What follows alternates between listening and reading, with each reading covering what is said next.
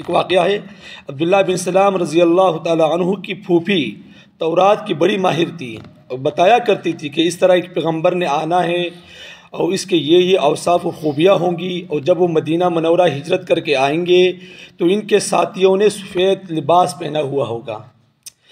حضور صلی اللہ علیہ وسلم جب مدینہ تشریف لے گئے تو حضرت عبداللہ بن سلام رضی اللہ عنہ کھجوریں اتارنے کے لیے کھجور کے درخت پر چڑھے ہوئے تھے اور ان کی پھوپھی نیچے بیٹھی ہوئی تھی۔ فرماتے ہیں کہ میرے ہاتھ میں کھجور کا خوشہ تھا، میں نے مکہ مکرمہ کی طرف سے کچھ آدمیوں کو آتے ہوئے دیکھا۔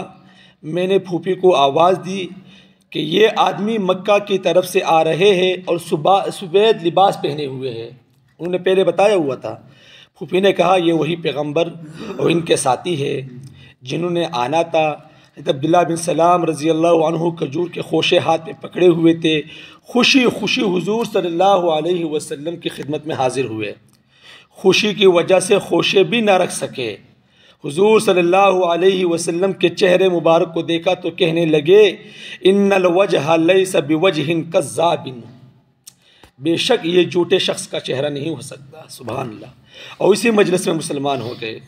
جب آپ صلی اللہ علیہ وسلم کی مجلس میں تشریف لائے تو اس وقت آپ صلی اللہ علیہ وسلم یہ بیان فرما رہے تھے اللہ تعالیٰ کی عبادت کرو، اس کے ساتھ کسی کو شریک نہ ٹھہراؤ، افشوا السلام، اور سلام کو عام کرو، جب بھی کسی بھائی کے ساتھ ملے تو سلام کیا کرو، اکرام مومن ملحوظ رکھو، ایک دوسرے کی قدر کرو، اطعموا الطعام، غریبوں کو کھانا کھلاؤ، آج کل تو ہم غریبوں کا کھانا کھا رہے، وَلَيِّنُ الْكَلَامِ، اور نرم گفتگو کرو، نرم گفتگو۔